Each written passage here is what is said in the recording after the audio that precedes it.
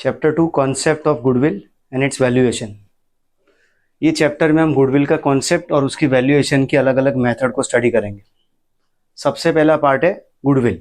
तो गुडविल क्या है? Goodwill is an intangible asset for the business. Intangible means which can not be seen, can not be touch, but it has monetary value. So goodwill is an intangible asset. It is part of non-current asset, means fixed asset for a long time. Duration is more than 1 year.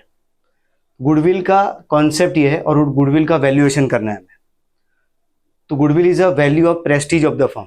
Firm ने जो market में Prestige gain की है अब तक, उसकी monetary value को goodwill कहा जाता है. तो क्वेश्चन ये आता है कि हमें गुडविल के वैल्यूएशन की जरूरत क्यों पड़ती? रूटीन बिजनेस में, ऑन गोइंग फर्म में गुडविल वैल्यूएशन की कोई रिक्वायरमेंट नहीं होती, क्योंकि सेल्फ जनरेटेड गुडविल का कोई पर्पस नहीं है.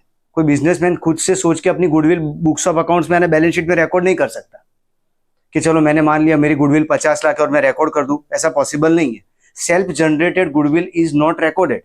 तो गुडविल का वैल्यूएशन हम क्यों कर रहे हैं? क्योंकि उसको रिकॉर्ड करना है. तो रिकॉर्ड करने के लिए या वैल्यूएशन करने के लिए कोई रीजंस होने चाहिए. तो रीजंस है, requirement for valuation of goodwill is reconstruction of partnership और परचेज और sale of business. Reconstruction of partnership means existing firm में प्रॉफिट शेयरिंग रेशियो चेंज होना, या तो किसी पार्टनर का एडमिशन होना, किसी पार्टनर का रिटायरमेंट होना, है उसकी डेथ हो जाना. ये सारे रीजन रिकंस्ट्रक्शन के हैं. तब हमें गुडविल का वैल्यूएशन करना पड़ता है. उसके साथ साथ जब कोई रेडी बिजनेस अपना बेच रहा है किसी को, जैसे एक्स वाई को बिजनेस सेल कर रहा है, तो while obtaining that purchase consideration, Y के पास से उसको परचेस कंसिडरेशन लेना है, तो तब वो गुडविल का वैल्यूएशन करेगा. तो ये केसेस है गुडविल वैल्यूएशन के रिक्वायरमेंट के. बराबर. हमें पहले पार्ट में किस तरह से वैल्यूएशन किया जाता है वो मेथड समझनी है. और बेस फॉर वैल्यूएशन क्या रहेगा? Futures maintainable profit. खास ध्यान रखना, base for valuation of goodwill is futures maintainable profit, यानी जो प्रॉफिट फ्यूचर में मेंटेन किया जा सके.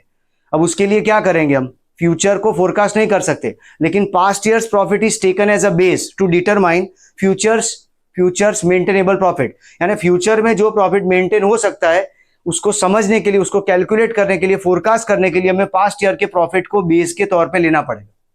इन शॉर्ट, गुडविल एक इंटेंजिबल एसेट है, फिक्स एसेट है, नॉन करंट है. बराबर. उसका वैल्यूएशन क्यों कर रहे हैं? रिक्वायरमेंट बेस्ड, क्योंकि ऑन गोइंग फर्म में उसकी कोई एंट्री नहीं होती, इसलिए रिक्वायरमेंट बेस्ड है. रिक्वायरमेंट हो सकता है रिकंस्ट्रक्शन ऑफ पार्टनरशिप, यानी admission, retirement, change in profit sharing, या तो sale of business. Base for valuation, goodwill का वैल्यूएशन का जो बेस है वो फ्यूचर्स मेंटेनेबल प्रॉफिट है, लेकिन उसको कैसे फोरकास्ट किया जाए? तो वो रहेगा past years profit. Past years profit is taken as a base for forecasting futures maintainable profit.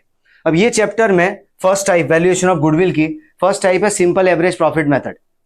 Simple average, total 5 method study करनी है. इसमें पहला है सिंपल एवरेज प्रॉफिट मेथड, जिसमें ईयर और प्रॉफिट दिया जाएगा आपको.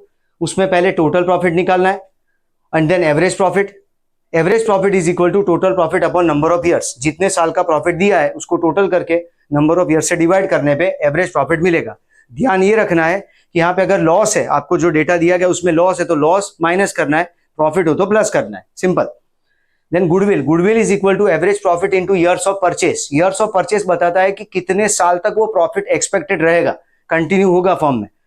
बराबर. जैसे हम कोई गाड़ी चला रहे तो एक्सेलेरेटर पे से पैर हटा दे तो कितने टाइम तक जो आगे जाएगी, उसका एक एंटीसिपेशन होता है. तो कोई एक्स्ट्रा एफर्ट्स की बगैर वो फर्म में प्रॉफिट कितने टाइम तक मिलता रहेगा, ये फोरकास्ट करते हैं हम, उसको ईयर्स ऑफ परचेस कहते हैं.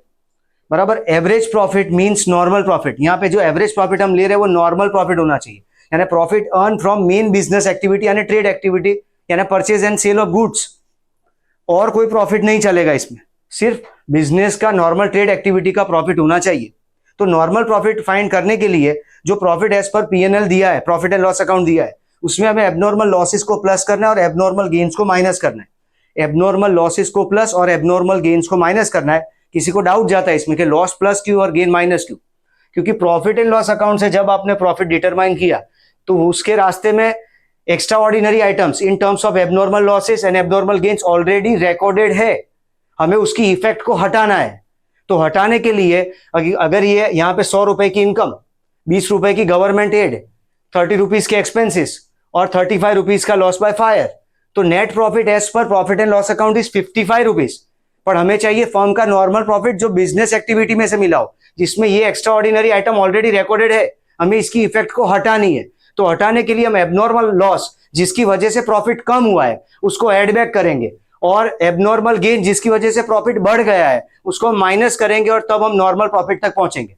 तो खास ध्यान रखना है, नॉर्मल प्रॉफिट यानी बिजनेस में रूटीन एक्टिविटी में से अर्न किया जाए वो प्रॉफिट, और उसके लिए profit as per profit and loss account में एबनॉर्मल लॉसेस को प्लस करना है और एबनॉर्मल गेन्स को माइनस करना है। लेकिन ध्यान रहे, जब हम नॉर्मल प्रॉफिट ढूंढ रहे हैं तब कोई कोई आइटम एग्जांपल में ऐसी दी जाती है जो रेगुलर आइटम है, रेवेन्यू आइटम है, जैसे सैलरी ऑफ एम्प्लॉय, ये रिकॉर्ड करना बाकी है, मैनेजरियल रेम्यूनरेशन बाकी है, ऐसा कोई एक्सपेंस, वो रूटीन रेगुलर एक्सपेंस हुआ तो उसकी एंट्री नहीं हुई है, इसलिए हमें उसको रिकॉर्ड करना है। तो नॉर्मल जो आइटम है, रेगुलर आइटम है, वो नॉर्मल प्रॉफिट अर्न करते वक्त प्रॉफिट एज पर पीएनएल में रेगुलर एक्सपेंसेस को माइनस किया जाएगा और रेगुलर इनकम को प्लस किया जाएगा। ये बाकी है इसलिए कर रहे हैं, और ये हम क्यों कर रहे हैं, प्लस माइनस एबनॉर्मल लॉस और गेन, वो रिकॉर्डेड है और उसकी इफेक्ट को हटाने के लिए कर रहे हैं। दोनों कॉन्सेप्ट अलग है। तो क्वेश्चन में ध्यान से चेक करना है कि वो एक्सपेंस की आइटम रेगुलर है कि इरेगुलर एक्सपेंस। बराबर, रेगुलर है और रिकॉर्ड करना बाकी है तो वो एक्सपेंस इनकम को रिकॉर्ड करो, तब सीधी इफेक्ट आएगी कि एक्सपेंस माइनस होगा और इनकम प्लस होगी, तो ही तो प्रॉफिट तक पहुंचेंगे। और एबनॉर्मल आइटम में रिवर्स इफेक्ट होगी कि एबनॉर्मल लॉसेस को प्लस करेंगे और एबनॉर्मल गेन्स को माइनस करेंगे, so as to ascertain normal profit of business from trading activity, purchase and sale of goods. और ये इतना इंपॉर्टेंट कॉन्सेप्ट है कि हर एक मेथड में एप्लीकेबल है। 5 मेथड है, simple average profit method, weighted average profit method, super profit method, capitalization of profit method and capitalization of super profit method. Method कोई भी हो, हर एक में average profit of the business required है, क्योंकि यही वो पास्ट ईयर का प्रॉफिट है जो फ्यूचर के मेंटेनेबल प्रॉफिट को फोरकास्ट करेगा। और उस प्रॉफिट में अगर ऑल्टरेशन करना है तो ये टॉपिक हर एक मेथड में एप्लीकेबल है, इंपॉर्टेंट है। यानी क्या याद रखेंगे, समराइज करें तो नॉर्मल प्रॉफिट फाइंड करने में normal profit equals to profit as per profit and loss account plus abnormal gains and plus abnormal losses and minus abnormal gains.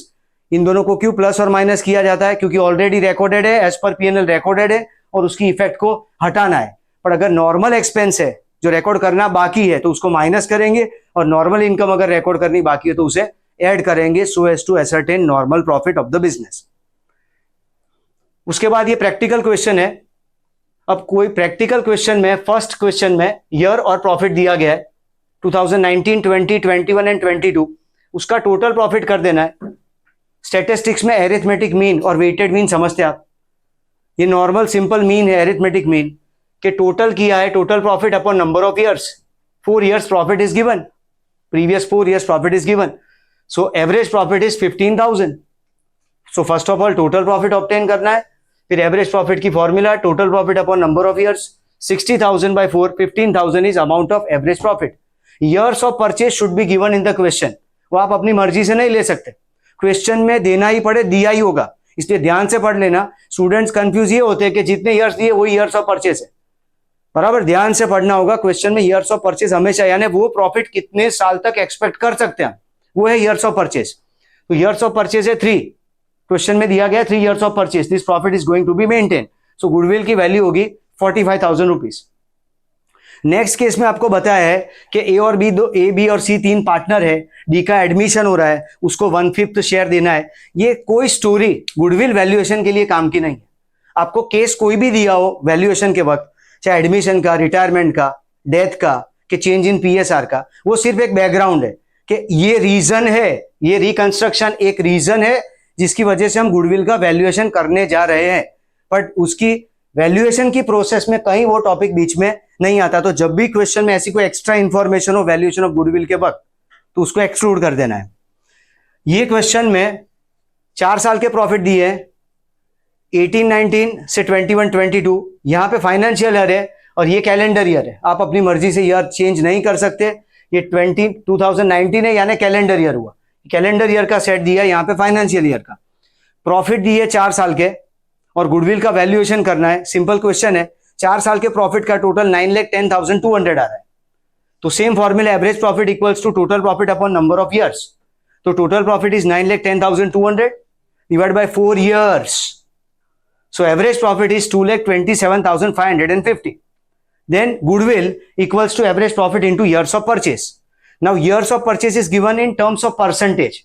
ये परसेंटेज में दिया गया इस क्वेश्चन में, बोला है कि 100% of average profit.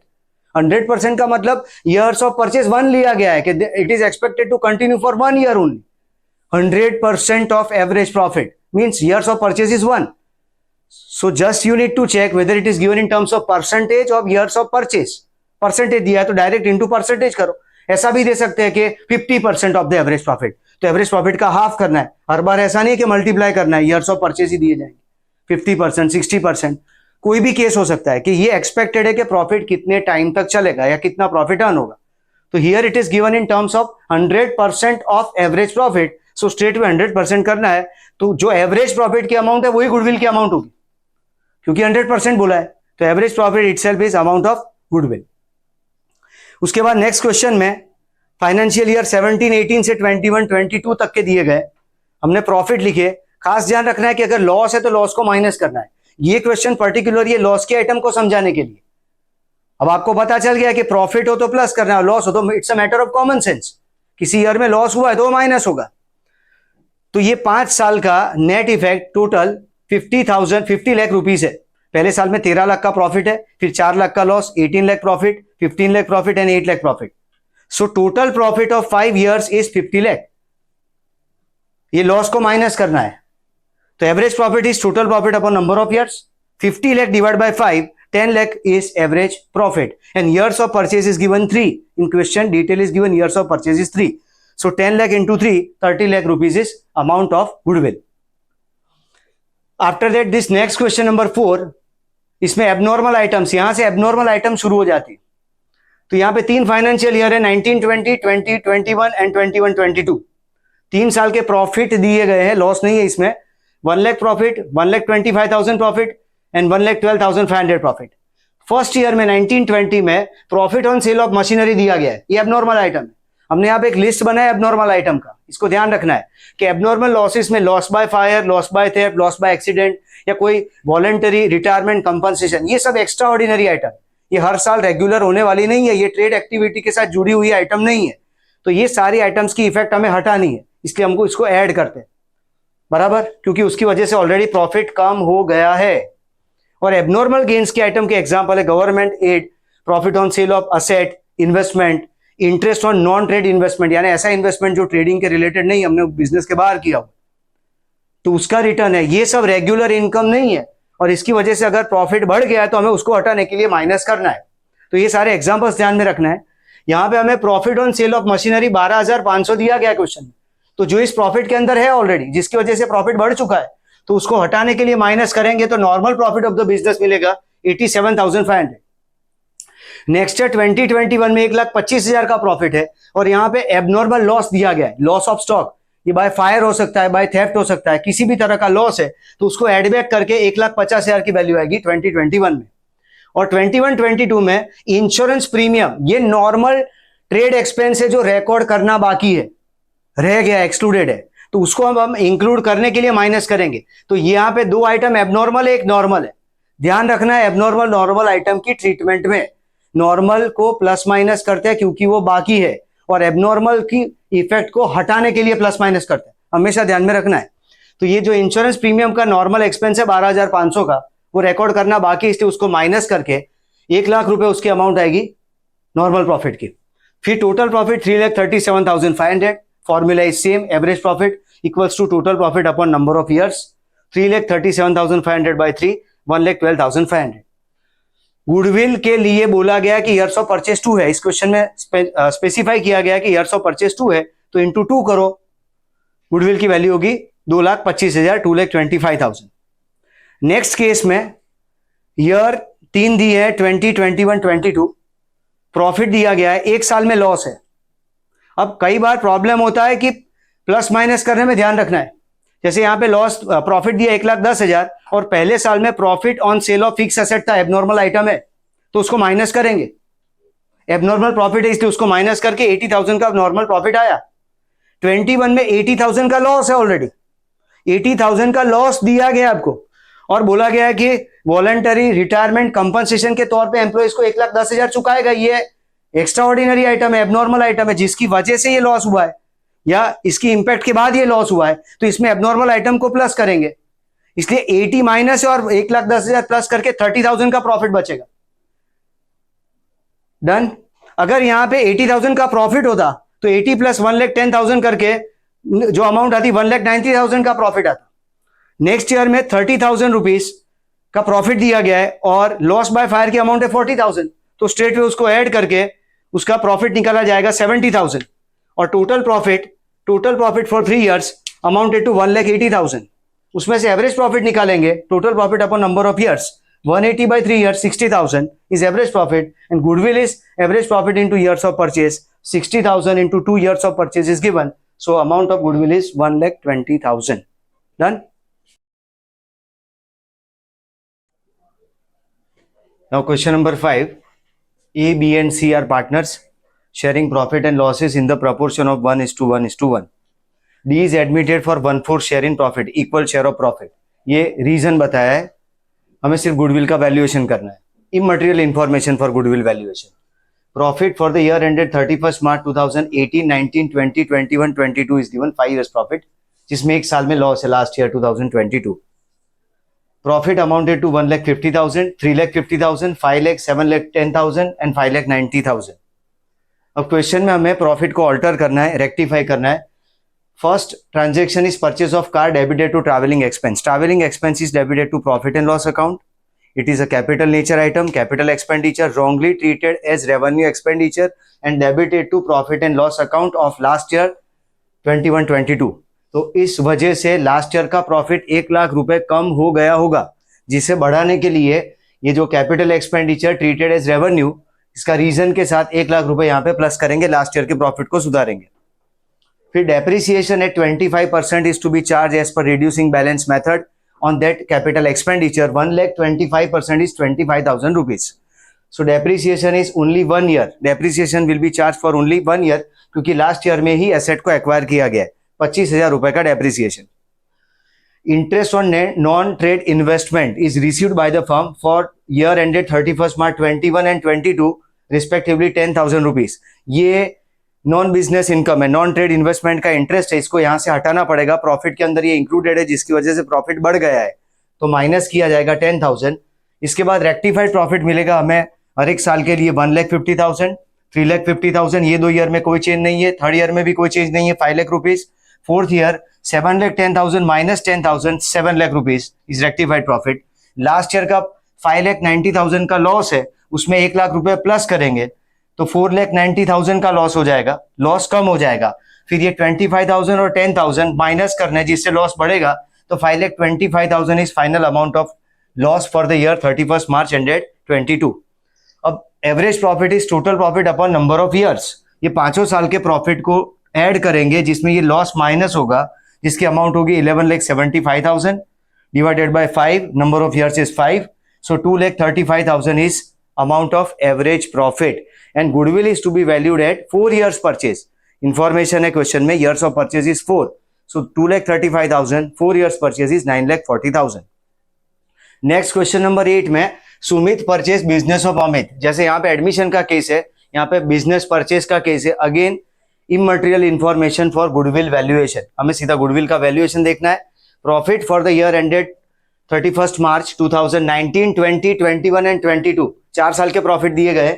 80,000, 1,45,000, 1,60,000 and 2 lakh rupees, 4 साल के प्रॉफिट। अब इसमें एक ईयर 19 में एबनॉर्मल लॉस ऑफ स्टॉक दिया गया है 20,000, abnormal loss of stock 20,000। Profit on sale of asset is 25,000 on 2020, 31 मार्च 2020 में प्रॉफिट 20,000, 25,000 क्रेडिट हो गया प्रॉफिट एंड लॉस अकाउंट में, जिसकी वजह से वो प्रॉफिट बढ़ गया होगा उस साल का, इसलिए वहां से माइनस करेंगे। 21 में इंश्योरेंस प्रीमियम एक रेगुलर एक्सपेंस है जो माइनस करना बाकी है, रह गया है, इसलिए उसको माइनस करेंगे। इसकी वजह से रेक्टिफाइड प्रॉफिट होगा 1 lakh, 1,20,000, 1,45,000 and 2 lakh rupees for 4 respective years. Again abnormal loss 20,000 already debited है, जिसकी वजह से प्रॉफिट कम हो गया है, तो प्रॉफिट बढ़ाएंगे। ये एबनॉर्मल गेन है, जिसकी वजह से प्रॉफिट बढ़ गया है, तो माइनस करेंगे। और ये रेगुलर एक्सपेंस है जो माइनस करना बाकी है, इसे उसे माइनस करेंगे, तो रेक्टिफाइड प्रॉफिट मिलेगा। Total profit, average profit is equal to total profit upon number of years. Total profit is 5,65,000 divide by 4, 1,41,000, 41,250 rupees is average profit. Goodwill is average profit into years of purchase. Years of purchase is given to, so 2,82,500. Next question number 9, Parul and Rahul admits Param. ये admission का case है, admission of a new partner. जैसे ये भी admission का case था, ये purchase of business, ये admission of a new partner. Again profit is given for 5 consecutive years, 2018 to 22, year ended 31st March. Profit loss is given.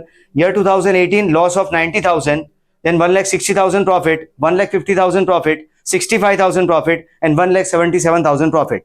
Profit on sale of machine already credited in the year 2019, 50,000.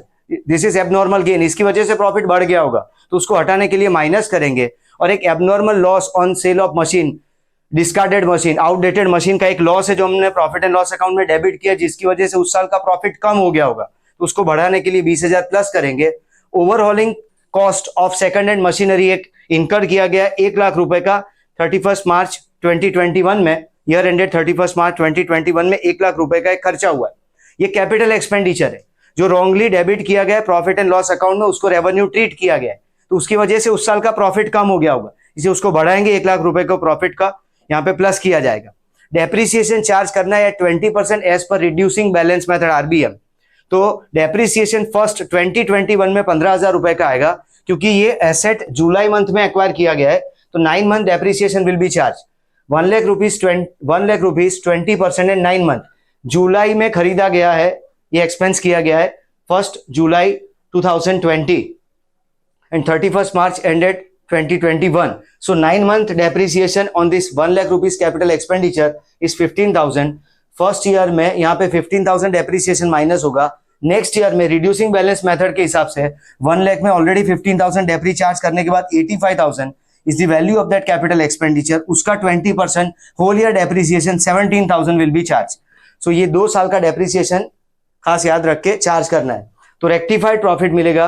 First year में loss है, इसमें कोई change नहीं हुआ है, 90,000 loss. Second year 1,30,000 profit, third year 1,50,000 profit, fourth year 1,50,000 and last 2022 में 1,60,000 का profit है. ये टोटल करेंगे इसका, तो average profit, total profit upon number of years, average total profit is 5 lakh rupees and number of years is 5, so 1 lakh rupees is average profit. So goodwill is average profit into years of purchase. Here in question it is clearly stated 3 years of purchase. So 1 lakh into 3 lakh rupees is the amount of goodwill. ये practical question simple average profit method के थे. यहाँ से next method पे switch over हो रहे हैं, वो है वेटेड एवरेज प्रॉफिट मेथड, जिसमें ईयर और प्रॉफिट दिया होगा. प्रॉफिट में हम नेसेसरी एडजस्टमेंट एज यूजुअल जो करते हैं प्लस माइनस करके रेक्टिफाइड प्रॉफिट फाइंड करेंगे. उसके बाद वाला पार्ट होगा वेट का. वेट दिया जाता है क्वेश्चन में, आपको वेट मेंशन किया जाएगा कि किस ऑर्डर में वेट देना है. Usually normally remote past year is given more importance, recent past year is given more importance compare to remote past.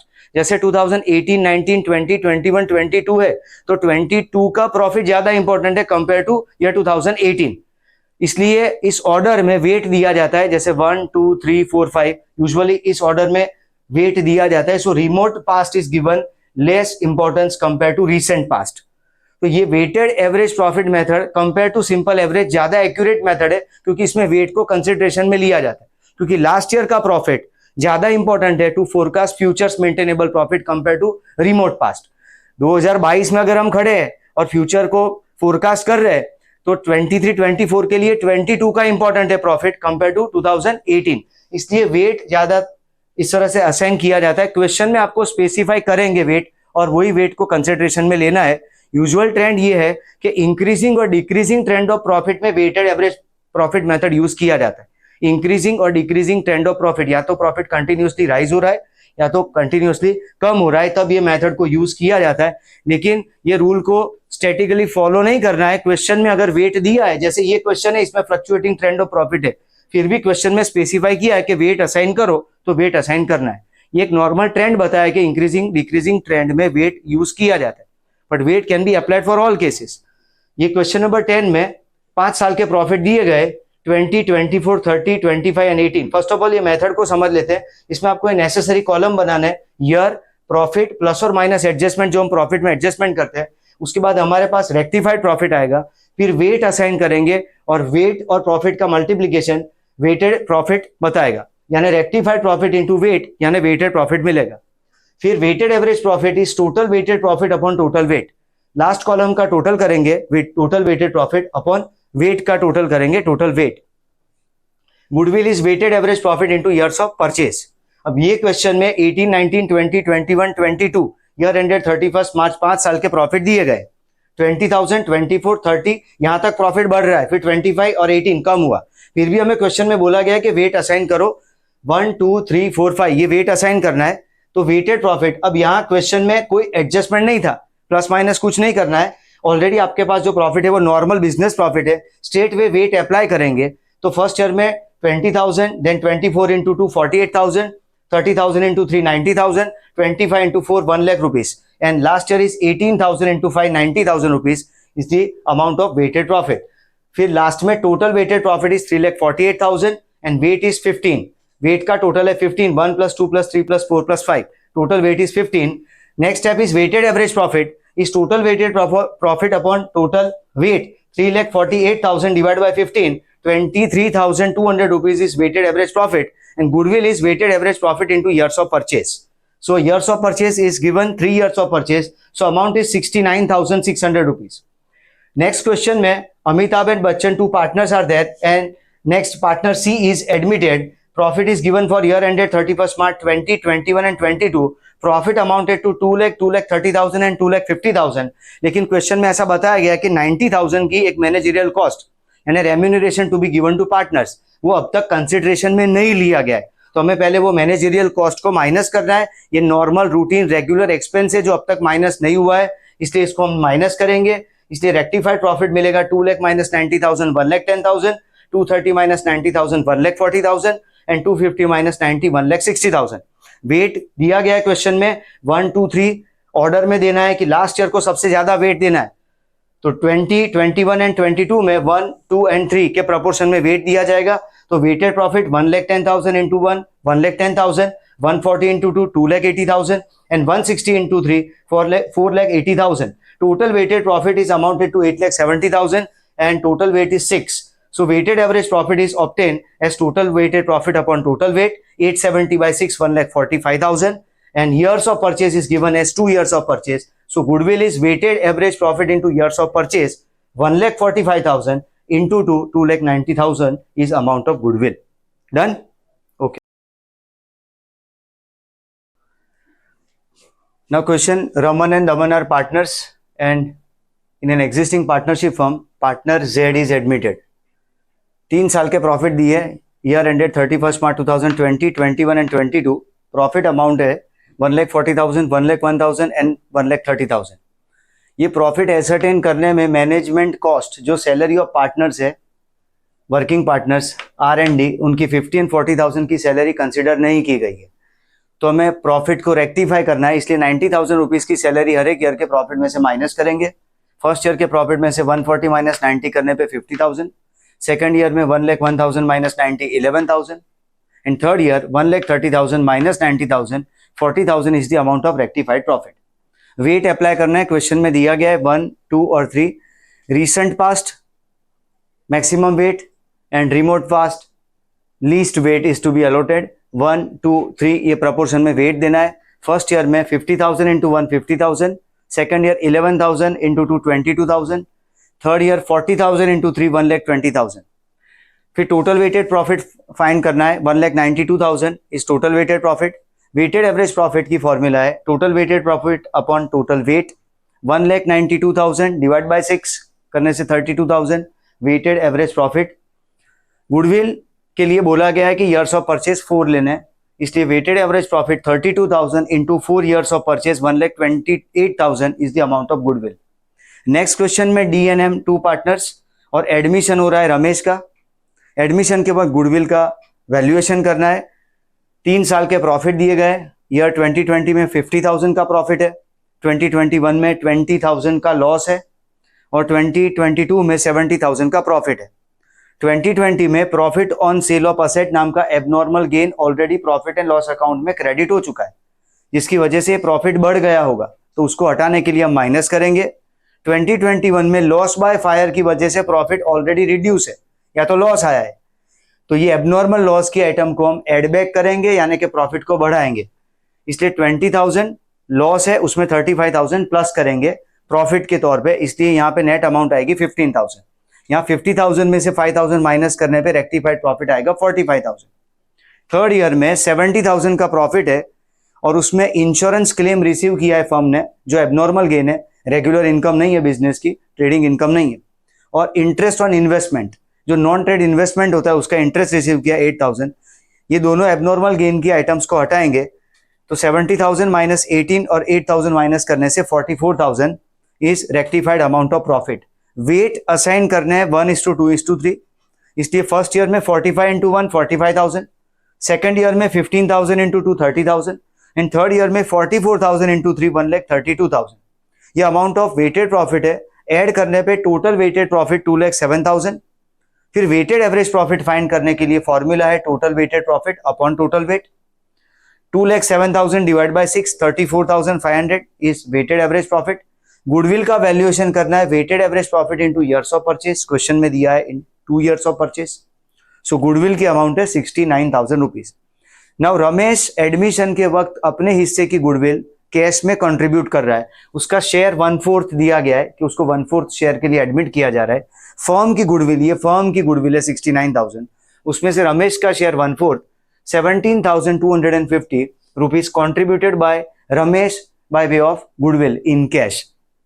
इसका फर्दर कैलकुलेशन, जर्नल एंट्री, वो सब next chapter admission of a new partner में आएगा। Next type है super profit method. First type है average profit method, जिसके अंदर 2 aspect है, simple average and weighted average. ये सेकंड टाइप है सुपर प्रॉफिट मेथड, जिसमें सुपर प्रॉफिट की एलिमेंट है। Super profit means access profit earn by the firm over and above the expected profit. ये कैसे समझ में आता है उसके लिए जरा हम पहले कैलकुलेशन को देखते हैं। फर्स्ट स्टेप में कैपिटल एम्प्लॉयड को समझना है, यानी ओनर्स ने, पार्टनर्स ने बिजनेस में कितना कैपिटल कंट्रीब्यूशन दिया है। वो कैलकुलेट करने के लिए हमारे पास 2 अप्रोच है, लायबिलिटी और कैपिटल। ये तब अप्लाई करना है जब आपके पास पूरी बैलेंस शीट हो, बैलेंस शीट की सारी डिटेल हो। तो फर्स्ट अप्रोच में capital plus reserves minus goodwill minus non trade investment minus fictitious asset. यहां पे ऐसा समझाया जा रहा है कि जो कैपिटल कंट्रीब्यूशन है पार्टनर्स का प्लस रिजर्व्स उसमें ऐड करना है, क्योंकि रिजर्व्स कैपिटल का ही एक तरह से एक्सटेंशन है, उन्हीं का हिस्सा है, पार्टनर्स का ही शेयर ऑफ प्रॉफिट है जो रिटेन किया गया है फर्म में, इसलिए कैपिटल में रिजर्व्स को प्लस किया जाएगा। असेट साइड पे गुडविल, ऑलरेडी अगर गुडविल शोन है बुक्स ऑफ अकाउंट्स में, यानी बैलेंस शीट में गुडविल है, तो उसको माइनस कर देना है, उसको हटाना है, क्योंकि हम गुडविल का ही वैल्यूएशन कर रहे हैं, इसलिए एज इंटेंजिबल एसेट गुडविल को माइनस करना है। नॉन ट्रेड इन्वेस्टमेंट, क्योंकि वो अमाउंट बिजनेस के अंदर इन्वेस्टेड नहीं है, बिजनेस के बाहर है, इसलिए वो बिजनेस का कैपिटल एम्प्लॉयड नहीं है, इसलिए नॉन ट्रेड इन्वेस्टमेंट को माइनस किया जाएगा। उसके साथ साथ फिक्टिशियस एसेट, जैसे कि deferred revenue expenditure, advertisement suspense account is the best example of fictitious asset. Spread over revenue expenditure, ऐसा एक्सपेंस जिसका बेनिफिट एक से ज्यादा अकाउंटिंग ईयर में स्प्रेड हुआ है और उसकी जो राइट ऑफ नहीं हुई है वो अमाउंट यहाँ पे पड़ी हुई है, वो फिक्टिशियस एसेट है, वो भी अनरियल एसेट होने की वजह से माइनस करना है। इसलिए कैपिटल में रिजर्व्स प्लस करेंगे और गुडविल, नॉन ट्रेड इन्वेस्टमेंट और फिक्टिशियस एसेट, गुडविल का वैल्यूएशन हो रहा है इसलिए ओल्ड गुडविल को माइनस करना है। इन्वेस्टमेंट जो बिजनेस के बाहर हुआ है, नॉन ट्रेड इन्वेस्टमेंट, उसको हटाना है, और फिक्टिशियस एसेट जो एक्चुअल में एसेट ही नहीं है, स्प्रेड ओवर रेवेन्यू एक्सपेंस है, वो 3 आइटम को एक्सक्लूड करने से हमें कैपिटल एम्प्लॉयड, यानी पार्टनर्स ने एक्चुअल बिजनेस रन करने में कितना कैपिटल कंट्रीब्यूशन दिया है वो अमाउंट मिलेगा, जो ये फॉर्मेट के हिसाब से अभी 66 रुपीज आ रहा है। तो capital 73 plus 10 rupees reserve minus 5 rupees goodwill, 10 rupees non-trade investment and 2 rupees fictitious asset, 66 rupees is the amount of capital employed। अगर एसेट के अप्रोच से चले तो हमें टोटल एसेट्स में से ये 3 चीज को एक्सक्लूड कर देना है, यानी उसको एलिमिनेट कर देना है, goodwill, non trade investment and fictitious asset. यानी हमारे लिए टोटल रियल एसेट है 83 रुपीज की एसेट्स जो बिजनेस के अंदर यूज हो रही है। 83 rupees assets minus outsiders liability, outsiders liability is 17 rupees. Outsiders liability is NCL and CL, non current liability and current liability। non current liability के examples है बैंक लोन, करंट लाइबिलिटी में आता है bank overdraft, creditors, outstanding expenses. ये सब जो outsiders fund है उसको हम यहां से माइनस करेंगे, एलिमिनेट करेंगे, तो हमें अमाउंट मिलेगा 66 कैपिटल एम्प्लॉयड। तो इस तरह से एसेट, पहला अप्रोच लाइबिलिटी का है, दूसरा अप्रोच एसेट का है, हमें कैपिटल एम्प्लॉयड तक पहुंचना है। और दोनों में ध्यान ये रखना है कि goodwill, non trade investment and fictitious assets को हमें रिमूव कर देना है, माइनस कर देना है। जब एसेट्स का अप्रोच हो तो एसेट्स में वो एसेट्स को कंसीडर ही नहीं करेंगे। After excluding all 3 assets, remaining 83 में से ही हम आउटसाइडर्स फंड को माइनस करेंगे, आउटसाइडर्स लायबिलिटी को माइनस करेंगे, तो 66 रुपीज का कैपिटल एम्प्लॉयड आएगा। ये पार्टनर्स का, ओनर्स का कैपिटल कॉन्ट्रीब्यूशन है। नेक्स्ट स्टेप में हमें एक्सपेक्टेड प्रॉफिट फाइंड करना है। एक्सपेक्टेड प्रॉफिट यानी नॉर्मल प्रॉफिट, यानी कोई भी अगर ये इस तरह के बिजनेस में जिसके हम गुडविल कैलकुलेट कर रहे हैं उसमें अगर कोई कैपिटल इन्वेस्टमेंट करता है तो उसका एक्सपेक्टेड रेट ऑफ रिटर्न होता है या नॉर्मल रेट ऑफ रिटर्न होता है। तो वो नॉर्मल रेट ऑफ रिटर्न से उस कैपिटल एम्प्लॉयड को मल्टीप्लाई करेंगे तो हमें एक्सपेक्टेड प्रॉफिट यानी कोई भी इन्वेस्टर उस बिजनेस में से कितना प्रॉफिट एक्सपेक्ट करता है वो हमें पता चलेगा। थर्ड स्टेप में एवरेज प्रॉफिट। एवरेज प्रॉफिट जो अब तक हमने सिंपल और वेटेड में कैलकुलेट किया वही नॉर्मल रेक्टिफाइड प्रॉफिट लेना है, यानी सिंपल और एवरेज, सिंपल और वेटेड जो भी मेथड है उसके हिसाब से, and after consideration of all adjustment of abnormal losses, abnormal gain, normal expenses and normal gain, वो सारे जो एडजस्टमेंट अब तक हम करते थे उसको कंसीडर करते हुए फर्म का, बिजनेस का एवरेज प्रॉफिट फाइंड करना है। एवरेज मींस जो रेगुलरली मेंटेन हो सके वो प्रॉफिट। देन सुपर प्रॉफिट का कैलकुलेशन है। सुपर प्रॉफिट में एवरेज प्रॉफिट में से एक्सपेक्टेड प्रॉफिट को माइनस करना है, तो ये अमाउंट आएगी सुपर प्रॉफिट की, यानी access profit earned by business over and above the expected profit. Expected profit से ज्यादा कितना बिजनेस ने अर्न किया है वो है अमाउंट ऑफ सुपर प्रॉफिट, और वो super profit into years of purchase question में दिए जाएंगे, वो अमाउंट होगी गुडविल की। इस तरह से 5 स्टेप में कैलकुलेशन करना है।